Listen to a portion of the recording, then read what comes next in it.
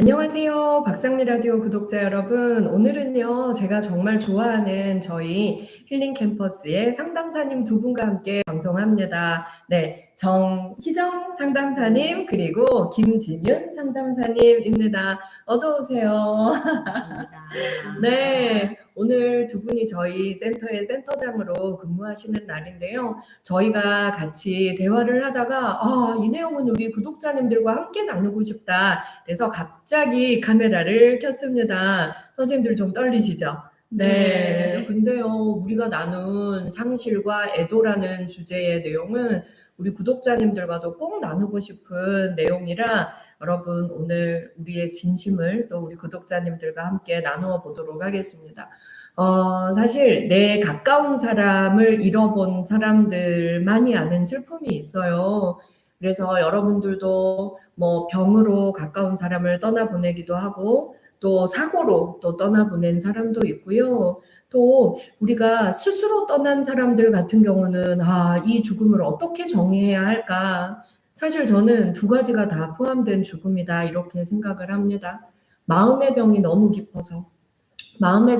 깊어서 그를 정말 고통에 빠뜨리게 했고 또 우리가 자살 사고라고도 얘기를 하잖아요. 예. 그래서 그렇게 스스로 떠나기 위한 어떤 시도를 했을 때 그 사건은 또 우리에게 사고라는 이름으로 기억에 남지요.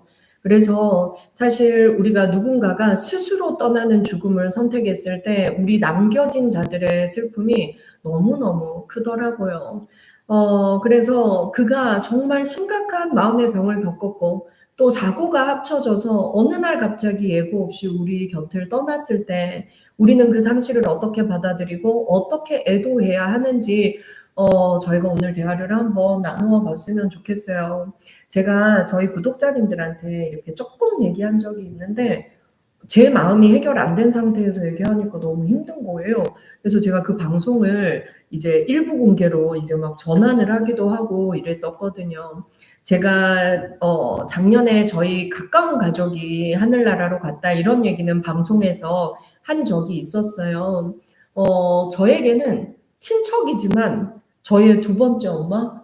사실 엄마는 야단도 많이 치고 칭찬도 안 하고 정말 사랑도 주지만 너무 나를 제일 인정 안 하고 제일 야단을 많이 치는 존재 중에 한 명이기도 하잖아요.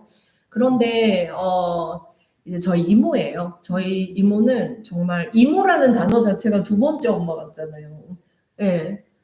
정말 우린 그냥 천사라고 불렀어요. 그냥 우리 천사 이모. 우리 천사 이모. 제가 사는 동안 제 생일을 제가 올해 이제 만 47세인데요. 만 47번째 생일을 올해 이제 앞두고 있는데 제 생일을 46번 한 번도 안 빼놓고 다 챙겨준 유일한 사람. 그리고 생일 때마다 단 한 번도 빼놓지 않고 만나거나 제가 이제 서울로 온 뒤에는 통화하거나 그래서 목소리를 들어보지 않은 생일이 없는 거예요. 그리고 가장 첫 축하였어요, 항상. 가장 첫 축하. 그리고 항상 저를 그냥 상미야라고 부른 적도 없어요. 우리 상미. 근데 사실 50 가까이 된 나이에 누가 우리 상미라고 불러주는 사람 없잖아요. 근데 너무 심각한 우울증을 겪으셨어요. 코로나 때 조기 퇴직하고 평생 이제 공직에 계셨던 분인데 조기 퇴직하고 또 평생 혼자 사셨어요.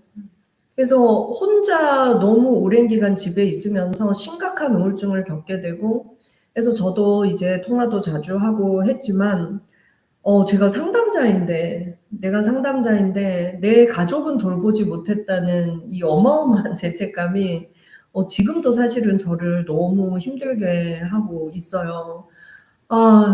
그래서 정말 이모가 너무 심각하구나. 이렇게 혼자 두면 정말 큰일 나겠다라고 이제 느낌이 온 어느 날 이제 이모한테 우리 같이 살자라고 제안을 했어요.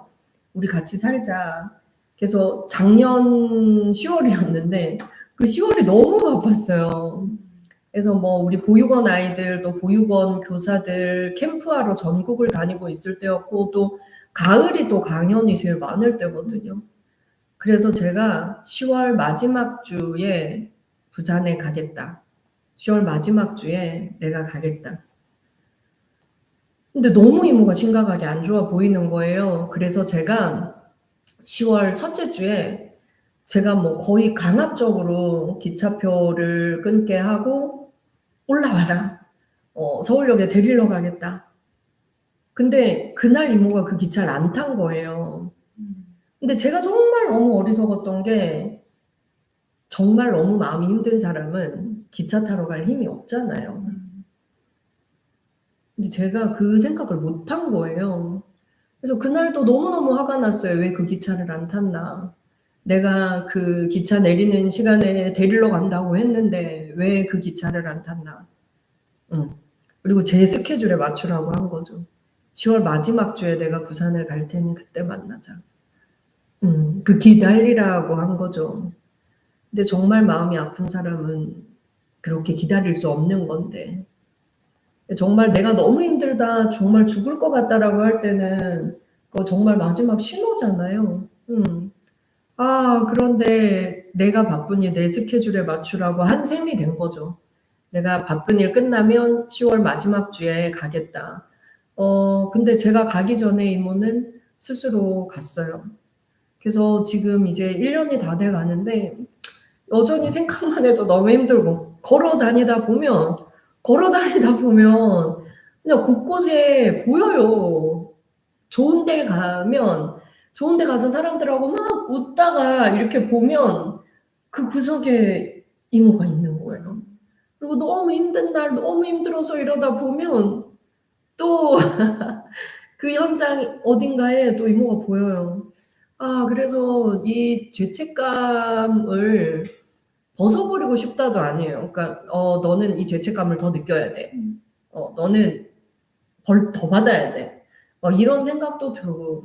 근데 이제 가족들이 모이면 가족들도 이게 너무 다들 힘들고 죄책감이 들고 아프니까 가족들도 이 얘기를 잘 안 해요. 잘 안 하는데 이제 제가 일부러 자꾸 꺼내려고 노력해요. "난 너무 힘들다." 이래요. "난 아직도 하루 종일 생각난다.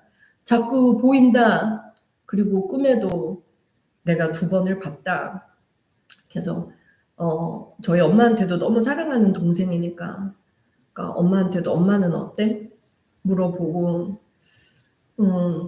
그리고 이제 이모 삼촌들한테도 "나는 꿈에서 봤는데 혹시 꿈에 왔어?" 이렇게 물어보고. 근데 꺼내면 아프죠. 아픈데 이렇게 누군가가 자꾸 꺼내야 우리가 이 상실에 대해서 또 애도할 수 있는. 그러면 뭐 이제 엄마도 그러죠. "나도 힘들다. 근데 나는 아직 꿈에는 못 봤다." 그러면 이제 제가 얘기를 꺼냄으로 인해서 엄마도 한참 동안 엄마의 마음을 얘기할 수 있고 저희 이모 삼촌들도 그렇고 저희 형제들도 이모가 자녀가 없었기 때문에 저희가 상주 역할을 했거든요. 근데 너무너무 미안한 거예요. 우리의 모든 좋은 순간에 그분은 함께 했는데 그리고 우리가 너무 많은 걸 받았는데 어릴 때부터 우리가 3남매인데요. 우리 3남매의 생일을 단 한 번도 빠뜨리지 않았어요. 조카한테 그렇게 하기가 어렵잖아요. 그리고 저희 엄마 생일, 저희 아버지 생일, 그리고 저희 아버지가 암투병할 때도 정말 처제인데 늘 퇴근하면 와서 그 이제 암 환자들은 임파선이 부으니까 막 발을 주물러 주고 그렇게 사랑이 많고 너무나 천사 같은. 그래서 가시고 나서도 저희가 뭘 정리를 해 보니까 후원하는 데가 몇십 군데인 거예요. 너무 전략을 하는 사람이었어요. 자기를 위해 돈을 하나도 안 쓰는. 근데 통장에 돈이 거의 없는 거예요. 다 퍼준 거예요. 누구 암 수술한다. 그 사람 수술비 대주고 또 이번에 누가 암 수술한다. 보내주고 막 후원이 한 30개 되더라고요. 자동이체 후원이. 그래서 정말 처음에는 막 하느님이 원망스럽기도 했어요. 이렇게 착한 사람을 좀 보살펴 주지 막 이런 마음도 들고. 그래서 오늘은요 제가 선생님들께 저의 상담을 제가 막 했어요. 여전히 힘들다고. 그래서 지금도 생각나면 계속 누워 있다고. 예. 저 언제쯤이면 괜찮아질까요? 그거는 교수님 계속 애도를 해야 되지 않을까요? 계속 어떻게 애도를 하는 게 잘하는 걸까요? 교수님은 교수님의 이야기를 들려주셨는데 저는 7살 때 엄마 같은 언니를 잃은 경험이 있어요. 근데 언니는 몇 살이에요? 제가 초등학교 1학년, 언니는 중1. 아, 네, 그럼 진짜 이모 같은 언니였겠다. 맞아요. 근데 저희 집에서는 언니이라는 단어를 꺼낼 수가 없었어요. 몇 년 지났어요, 지금? 한 30여 년 지난 것 같은데, 근데 교수님이 조금 전에 계속 이야기를 하신다 하셨잖아요. 그게 정말 애도의 방법이지 않을까. 저는 상담 공부를 하면서부터는 계속 엄마한테도 아빠한테도 계속 언니 이야기를 한 번씩 물어보고 있는 중이거든요. 30년 넘게 지났지만 이제 네. 와서라도 애도를 시작하자. 예, 맞습니다. 그래서 꺼내보면 어때요? 처음에는 아무도 이야기를 하지 않더라고요. 그냥 우리 다 그냥 묻고 잊어버리자. 누구도 얘기를 안 했는데. 네. 근데 제가 한 번 이야기하고 또 기다렸다가 또 얘기하고. 그게 엄마 아빠도 그렇고 제 스스로가 치유가 되고 있는 잃어버린 언니를 다시 되찾은 느낌이라고 해야 될까요? 네. 그거를 하다 보니까 조금씩 언니를 이제 보낼 수 있는 그런 방법이 저한테는 찾아온 것 같은 그런 생각이 들더라고요. 맞아요. 그 사람의 육신은 없어졌어도 우리 기억 속에 너무 생생히 살아있잖아요.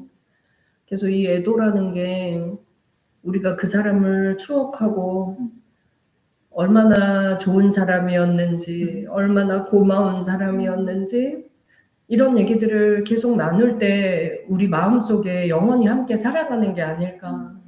이게 애도가 아닐까. 선생님의 기억 속에 7살이면 사실 우리 기억 많지 않잖아요. 맞아요. 근데 중1 때 교통사고로. 네. 언니는 어떤 언니였어요? 말씀처럼 잘 기억은 나지 않는데 항상 저를 업어줬던 것 같아요. 언니의 체온이 기억나겠다. 네. 그래서 그러니까 제가 언니 등에 업혔을 때 그 따뜻한 기운이 잘 선명하게 기억은 나지 않는데 그냥 그랬을 거라는 짐작이 되고 있어요. 정말 나를 늘 업어줬다. 중1이 동생을 그렇게 업고 다닌다는 건 진짜 예뻐했네. 맞아요. 지금도 언니의 체온이 느껴져요? 언니랑 비슷한 나이대 언니를 보게 되면은 이불로 안으려고 하는. 네. 우리 언니가 살아있으면 네. 이 나이겠네. 안아보고 싶다고. 네. 아휴, 언니가 살아있으면 몇 살이에요? 언니가 51? 51. 네. 그렇구나. 그 또래 언니들을 보면 자꾸 안기고 싶고 체온이 느끼고 싶구나. 네, 맞습니다. 아유, 진짜. 저는 1년이 안 됐잖아요. 그럼 선생님 30년이 넘은 거잖아요. 네. 근데 30년 넘어도 안 괜찮죠? 괜찮아지려고 노력을 하는 것 같아요. 괜찮아지려고. 괜찮아지려고. 사실 나는 내가 괜찮아지는 것도 너무 미안. 내가 괜찮아지는 게 빨리 잊어버리는 것 같아서 괜찮아지는 것도 미안한 거예요. 그러니까 이게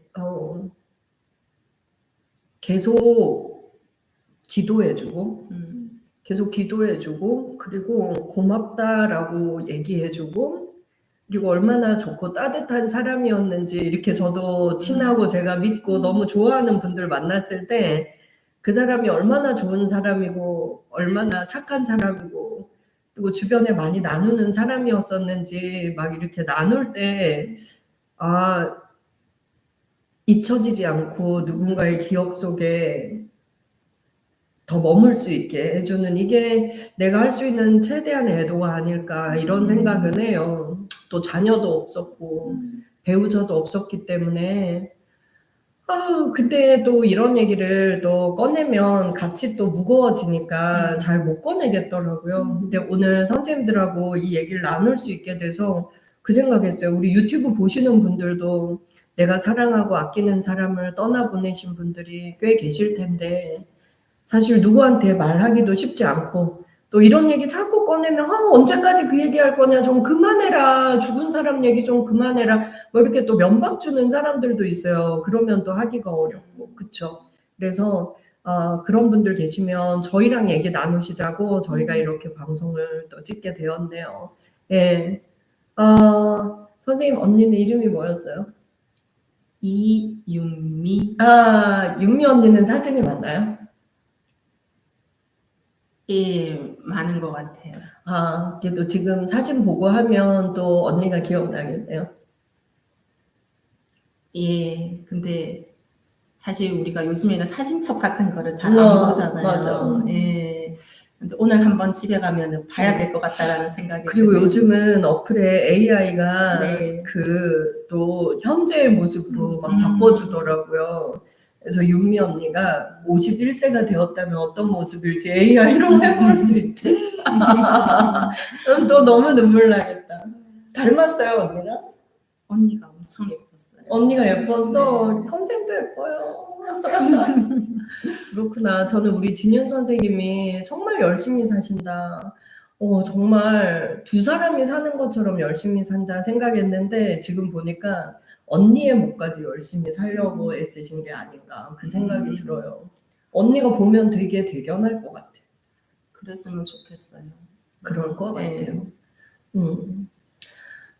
저도 이렇게 지금은 정말 잘 모르겠어요. 그런데 다시는 우리 이모같이 정말 너무나 우울한데 혼자서만 그걸 견뎌내다가 그렇게 조용히 스스로 먼저 떠나는 결심을 하지 않도록 제가 유튜브 통해서라도 많은 분들께 그러지 말자고 함께 마음을 나눌 사람들이 있다고 앞으로 더 열심히 나누는 게 이모의 죽음을 헛되게 하지 않는 의미가 아닐까 요즘은 그런 생각이 들어서 그런 내용으로 방송을 많이 해야지 생각했는데 아직 제가 너무 슬프니까 자꾸 눈물이 나고 해서 이 내용으로 방송을 못 하겠더라고요. 그리고 너무 부끄럽기도 해요. 사실 뭐 여기에도 악성 댓글이 붙을 수도 있어요. 네 가족도 상담 못하는 주제에 네 가족의 우울증도 돌보지 못하는 주제에 누구를 상담하냐 그런 댓글 붙이는 사람들도 있어요.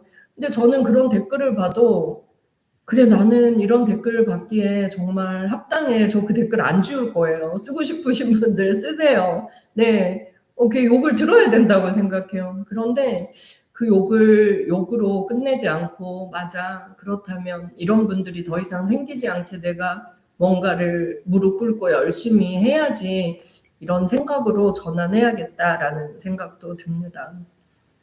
근데 사실 우리가 선생님은 언니를 잃었고 저는 진짜 아낌없는 사랑을 준 나의 두 번째 엄마를 잃었고 우리 또 다 다르다. 선생님은 사고로 그래요. 저는 두 개가 합쳐져 있어요. 마음의 병으로 그리고 또 사고로 그 두 개가 합쳐진 죽음. 근데 우리가 꼭 이런 가족의 죽음이 아니어도 정말 나와 가까운 사람, 심리적으로 가까운. 사실 저는 배우 이성균 씨를 정말 좋아했어요. 나의 아저씨는 정말 한 10번은 본 것 같아요. 근데 배우 이성균 씨가 그렇게 갔을 때도 너무 오랫동안 힘들었거든요. 화면에서 너무 많이 봤고 지금도 화면에 나오고 있으니까 이 마음이 진짜 내가 피를 나누지 않았어도 이렇게 힘들 수 있구나. 그래서 이성균 씨 화면이 유튜브나 이런 데 보일 때마다 기도를 했거든요. 선생님은 또 지금 또 공교육 현장에 계신 교사이기도 하세요. 예. 선생님 요즘 왜 아이들 자살도 많아지고 있고 또 우리 선생님들 자살 소식이 올해는 또 유독 많았어요. 그런 거 접할 때마다 우리 선생님들도 너무 힘드실 것 같아요. 교탁에 서서 수업하는 자체가 고통일 것 같아. 어떠세요, 선생님? 그 간접적으로 경험하는 것도 굉장히 어려운 마음이 드는 것 같아요. 물론 학생들이 그런 상황일 때도 굉장히 어렵지만 그쵸. 최근에는 1년 조금 넘은 것 같거든요. 음. 서희초 사건 있었잖아요. 맞아요, 맞아요. 여기서 되게 가까운 네. 학교예요. 네. 그 사건 이후로 또 여러 선생님들이 또 그런 선택을 하셨어요.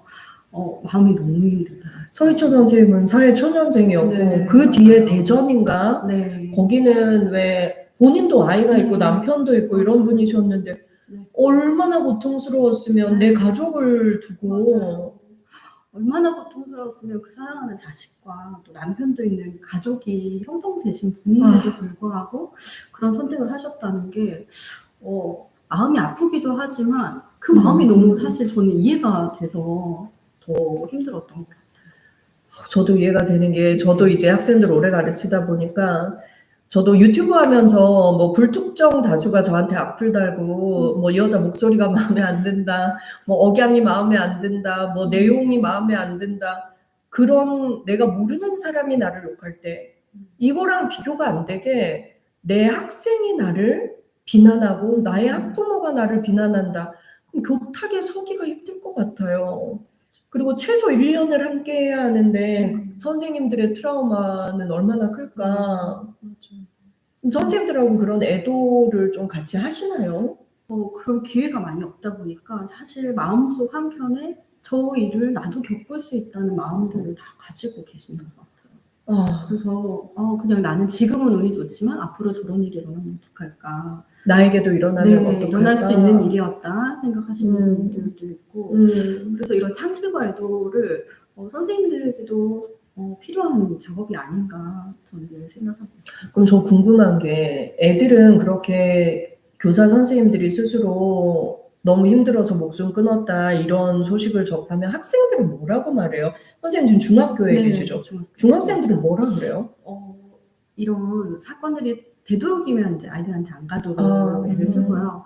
예를 들어 뭐 학교에서 뭐 자해 행동을 한다든지 그러면 집단 상담을 꼭 이렇게 진행을 해서 아이들의 마음을 위로해 주기는 하더라고요. 학교 안에서? 네네, 학교 안이나 교청 지원을 통해서 이제 그거를 PTSD로 받은 아이들이 혹시 마음의 상처가 될까봐 이제 그런 작업들을 하는데요. 학생들에 대한 그런 건 본 적이 있는데 선생님 대상으로 하는 건 사실 많이 좋게 보지 못한 것 같아요. 그러니까 요즘에 막 교육대학교 점수가 막 낮아지는 게 너무 힘든 직업군이다. 나 교사 안 하겠다.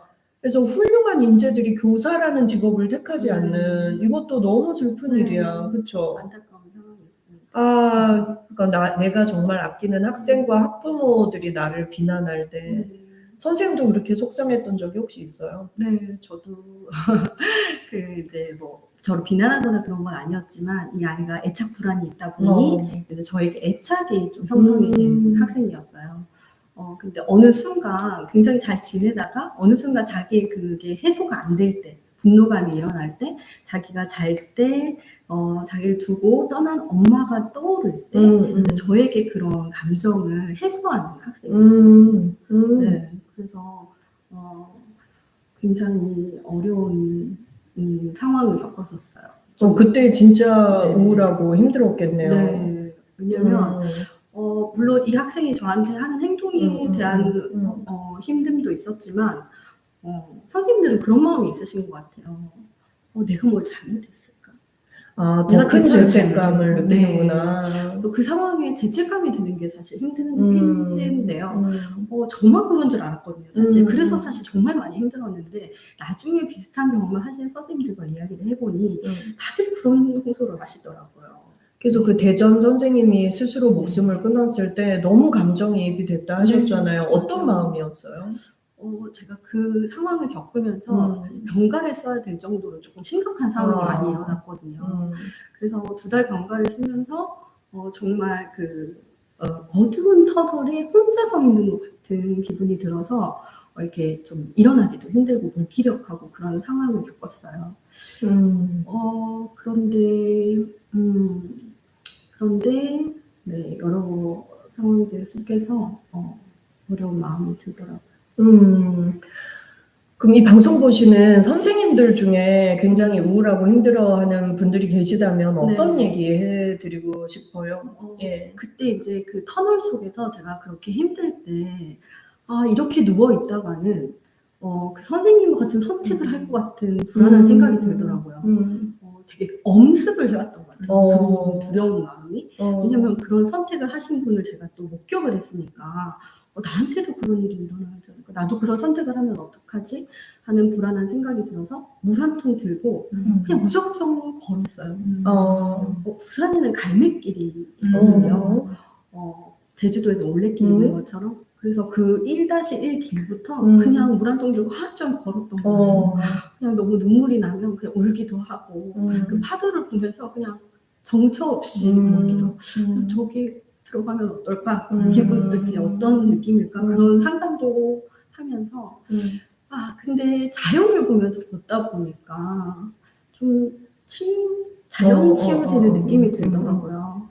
그러면서 또 사랑하는 사람들이 떠오르기도 하고 눈물이 나면 울기도 했다가 또 기분 좋은 생각이 나면 좀 웃기도 했다가 그러면서 점차 회복이 됐던 것 같아요. 맞아. 이게 어쨌든 밖으로 나가고 네. 걷고 해야 돼요. 네. 전 지금도 사실 많이 누워 있어요. 네. 마음이 슬프고 힘들 때마다 누워 있는데 어쨌든 몸을 움직여야 되더라고요. 그러네. 우리가 보통 보면 저게 죽을 일이야. 교사들이 그런 선택을 했을 때도 사람들이 저게 죽을 일이야. 애가 욕 좀 했다고, 학부모가 좀 괴롭혔다고, 그리고 학생들한테 모범이 돼야 될 교사가 어떻게 저런 선택을 해?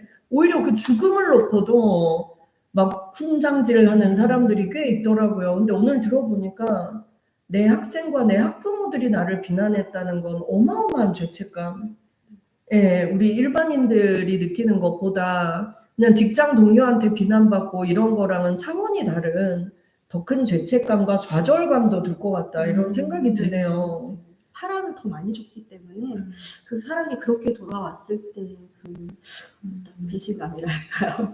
맞아. 내 아이를 사실 애들은 뭐 선생님이 차별했다, 나 별로 안 좋아했다라고 하지만 가르치는 사람은 한 명 한 명한테 다 마음을 줬잖아요. 정말 사랑으로 하시거든요.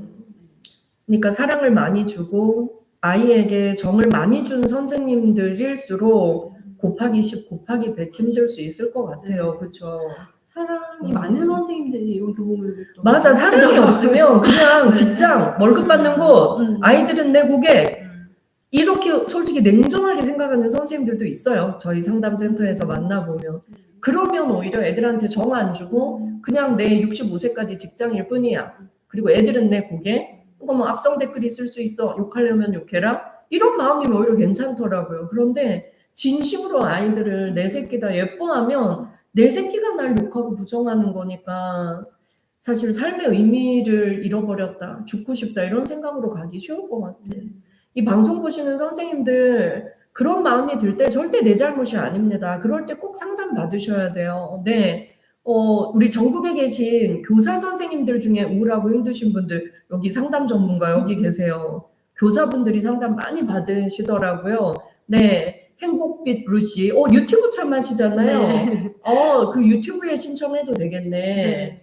행복빛 루시 치면 유튜브에서 바로 나오죠. 행복빛 연구소. 행복빛 연구소. 네. 방송 보시면서 나도 교사인데 저럴 때 많아 하시는 분들은 유튜브 행복빛 루시 행복빛 연구소 가셔서 저 상담해 주세요. 이렇게 남기십시오. 네. 아유, 오늘 모시기를 잘했습니다. 네. 선생님, 네. 제가 아까 30년 지나면 괜찮나요? 여쭤봤잖아요. 네. 그냥 저 눈물이 나면 울고 괴로우면 괴롭다고 말하고 정말 너무 힘든 날은 제가 선생님께 상담해 주세요, 이럴게요. 언제든지 오십시오. 사실 이렇게 또 비슷한 경험이 있는 사람과 대화하는 게 가장 또 치유가 되더라고요. 네, 맞아요. 제가 저번에도 대화할 때 선생님, 언니는 선생님 보면서 진짜 우리 진윤이가 내 몸까지 열심히 살고 있네. 그리고 진윤아, 나를 그리워해줘서 고마워. 진윤아, 언니는 이제 편하게 잘 있어. 그리고 우리 진윤이가 나를 30년 넘게 기억해줘서 나 너무 행복해. 7살 때 일인데 어떻게 아직도 날 기억해. 내가 업어준 거, 내 등의 체온을 다 기억해 준다니까 나는 너무 고맙다.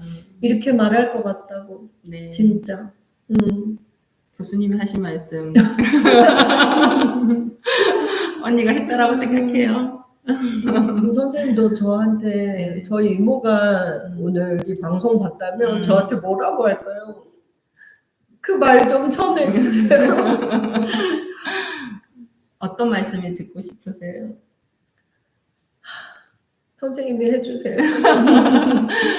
상미야, 밖으로 나가자. 밖으로 나가자.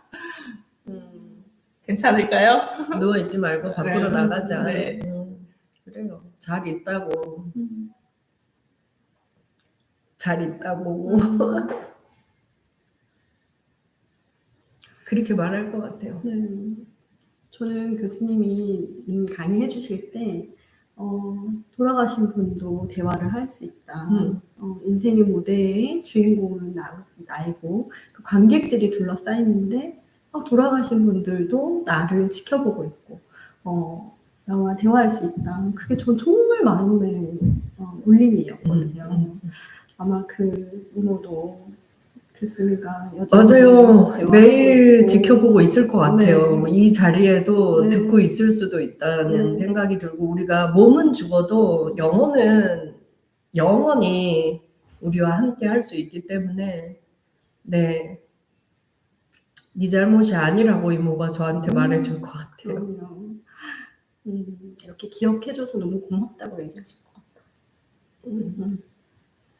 그래서 상실과 애도에 대한 또 책을 써야겠다라는 생각을 요즘 하고 있어요. 그래서 저 혼자가 아니라 우리 준윤 선생님처럼 또 저처럼 또 선생님처럼 동료를 잃었던 경험이 있는 사람들, 그래서 우리가 겪었던 이별들, 우리가 여전히 겪고 있는 상실의 아픔들, 근데 어떻게 애도할 것인지, 그리고 우리가 어떻게 그 영혼을 기억하고 그 죽음이 이 세상에서 의미 없이 증발해 버리지 않게 우리가 잘 기억해 줄 수 있는지 그런 것들을 함께 나누는 책을 써야겠다 이런 생각을 합니다. 네, 같이 해요. 네. 네, 이 방송 보신 분들 중에도 저희랑 비슷한 아픔이 있거나 또 지금 그 아픔 속에 계신 분들 계시다면 혼자 죄책감 때문에 너무 힘들어하지 마시고 또 지금도 나도 그만 여기서 끝내버리는 게 훨씬 편하지 않을까? 나 차라리 죽는 게 나을 것 같아. 이런 생각하시는 분 계시다면 저희들의 말을 기억해 주세요. 남겨진 사람들의 고통과 아픔은 30년 지나도 안 끝나요. 그리고 매 순간 숨 쉴 때마다 죄책감과 그리움 때문에 너무 보고 싶고 너무 힘들어요. 내가 쓸모없는 존재 같지만 그렇지 않습니다. 누군가에게 영원히 잊지 못할 기억이고 그리고 누군가에겐 너무나 큰 아픔이고 죄책감이에요. 그래서 우리가 많은 문제가 있어도 살아서 해결해 보자고요. 네. 그리고 내가 열심히 살아도 사고로 어느 날 갈 수도 있어요. 우리 다 언제 죽을지 몰라. 근데 미리 죽지 말자고. 미리 죽을 필요까지는 없을 것 같다고. 그리고 누군가 아파하는 사람이 있으면 좀 잘 돌보면 좋을 것 같아요.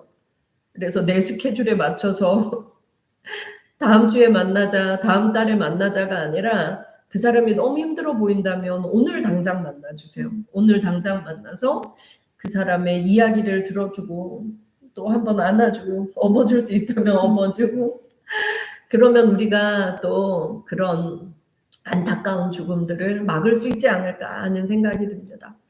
교수님, 죄책감에 대해서 한 번 더 얘기해 주시면 좋을 것 같아요. 죄책감을 가지시는 분들이 정말 많으시더라고요. 맞아요. 근데 우리가 죄책감 갖지 마 하지만 사실 이 죄책감은 다 내 잘못인 것 같거든요. 그때 내가 조금이라도 빨리 갈 걸. 그때 내가 이랬으면 안 죽었을 텐데 막 이런 마음이 드는 거죠. 네. 근데 그 죄책감도 방향을 조금 바꾸자. 그래서 저도 그 이모만 생각하니까 이 죄책감이 너무 심해져서 이게 빠져나올 수가 없더라고요. 근데 방향을 바꿔서 내가 이 죄책감을 더 의미 있게 사용하자. 그래서 다시는 우리 이모와 같은 사람들이 내 주변에 없도록 주변 사람들을 좀 더 보살피자. 그래서 누가 힘들다 그러면 오늘 당장 만나면 제일 좋고 안 되면 통화라도 하자. 예. 그래서 죄책감이 나를 죽이려고 할 때, 죄책감이 나를 죽고 싶을 만큼 힘들게 만들 때 그 에너지를 딴 데로 옮기는 연습을 해보니까 도움이 되더라고요.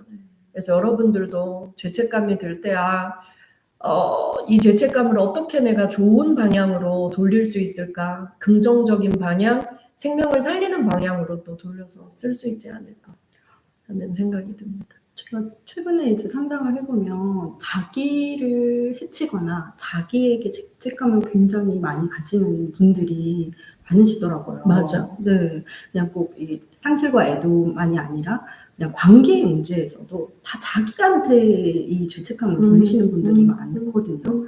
그래서 그거를 자기 사랑으로 돌리고 이렇게 교수님 말씀하셨던 의미 있는 걸로 돌리는 어떤 방법들이 좀 있을까요? 자기 사랑을 하는 방법. 아유, 근데 뭐 이런 상황에서는 자기 사랑까지로 나아가기는 어려운 것 같아요. 예. 또 너무 내 잘못이 아니야 라고 하는 건 더 큰 죄책감을 또 불러오기도 하는 것 같더라고요. 그래서 단계가 좀 필요할 것 같아요. 예. 그래서 이렇게 애도의 과정에서 느껴지는 죄책감은 내가 지금 이렇게 죄책감에만 빠져서 울고 있으면 이제 돌아가신 분이 얼마나 더 슬플까. 그분도 죄책감을 가질 것 같아요. 나 때문에 산 자들이 이렇게 죄책감 때문에 괴로워하구나. 그럼 내가 어떻게 살면 먼저 떠난 그분이 마음이 더 편할까를 생각하니까 답이 나오더라고요. 내가 먼저 간 그분의 몫까지 더 열심히, 더 의미 있게, 그래서 이 죽음이 헛되지 않게 만들어야겠다. 그렇게 생각을 하니까 내가 뭘 해야 될지가 조금씩 보이더라고요. 그래서 이 단계부터 단계 가는 게 좀 좋지 않을까. 그래서 뭐 제가 여러분들과 이렇게 애도와 상실에 대한 또 좋은 책을 쓰고 또 많은 분들을 또 함께 위로할 수 있고 이런 날이 또 오면 그래 잘했다. 너가 또 잘 또 견디고 잘 승화했구나. 이렇게 저를 또 조금 칭찬할 수 있는 날이 그때 오지 않을까 하는 또 생각이 듭니다. 무기력한 사람들에게는 네. 기다려줘야 되겠다. 그렇죠? 맞아요. 그리고 너무 제일 나쁜 말이 그거 같아요. 빨리 잊어라. 예, 죽은 사람 얘기 그만해라. 언제까지 그 얘기 할 거냐. 이제 지긋지긋하다. 그리고 뭐 더 심한 사람 재수 없다고도 해요. 죽은 사람 얘기 계속 한다고. 그러지 말고 이 애도를 잘하지 못하면 같이 따라가는 사람들 생겨요. 저도 얼마 전에 들은 얘기가 이제 취준생이 너무 고통스러워서 안 그래도 힘든데 엄마가 자살을 한 거예요. 그러니까 너무 쉽게 자살을 하고 너무 쉽게 따라가는 거예요. 그러니까 이 주변의 자살은 특히 가까운 사람의 자살은 그런 여파를 불러오거든요. 그래서 내가 좋아하는 연예인이 떠났을 때 막 따라 자살하는 그런 사람들도 있잖아요. 예, 그래서 이게 제일 무서운 일이 아닌가. 그래서 누군가가 가까운 사람이 죽어서 힘들어할 때는 그 사람 진짜 집중적으로 또 돌봐야 하지 않나 하는 생각도 듭니다. 그래서 누가 힘들다, 너무 힘들다 그러면 야, 그 죽을 마음으로 살아봐. 그게 힘들 일이냐? 그게 죽을 이유냐? 이런 말 제발 하지 말고 잘 버티자. 그리고 잘 버텨줘서 고맙다. 그리고 네가 오죽하면 이렇게 힘들다라고 얘기하겠냐. 진짜 네가 힘든 거 맞는 것 같다. 너가 힘들어도 힘들단 말 잘 안 하는 사람인데 그래서 나에게 말해줘서 고맙다. 그래서 내가 다른 건 못해줘도 들어주는 건 해줄게. 너무 힘들면 나한테 연락해. 이런 식의 화법이 필요하지 않을까 하는 생각이 듭니다. 네. 오늘 우리 두 상담사님과 대화하면서 저도 너무 치유받은 기분이에요. 너무 감사하고요. 우리 다음에 또 상실과 애도 네로 우리 또 대화 나눠요. 네. 고맙습니다. 우리 김진윤 선생님. 네. 가족이 먼저 떠나서 힘들어하시는 분들 상담 정말 잘하시더라고요. 네, 저희 힐링 캠퍼스에 계십니다. 네, 그래서 여러분들과 함께 또 이런 깊은 얘기 나누어 보았는데요. 많이 힘드신 분들 댓글에 써주세요. 저희가 또 댓글로 여러분들과 대화 나누겠습니다. 오늘 함께 해주셔서 고맙습니다. 감사합니다. 여러분 평안하세요. 네.